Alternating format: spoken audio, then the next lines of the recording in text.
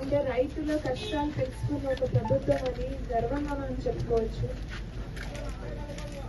దాదాపు 46,86,000 మందికి 6,660 కోట్ల రూపాయలు మీ ఊరికి, మన కాన్స్టిట్యున్సీ పుట్టపర్తి నియోజకవర్గానికి మాత్రమే దాదాపు 44,338 మందికి ఈ 20,000 రూపాయలు చొప్పున పడడం జరిగింది.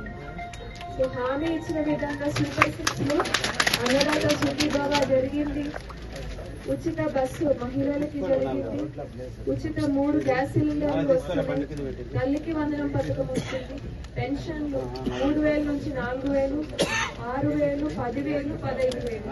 వేరే ఏ రాష్ట్రం కూడా ఇన్ని సంక్షేమ కార్యక్రమాలు ప్రభుత్వం ప్రజలకు అందజేయడం లేదు. మనము ఆంధ్రప్రదేశ్ లో ఉన్నందుకు నిజంగా గర్వించుకోవాలి. కూటమి ప్రభుత్వాన్ని ఖచ్చితంగా గుర్తుపెట్టుకోవాలని కోరుకుంటున్నాను.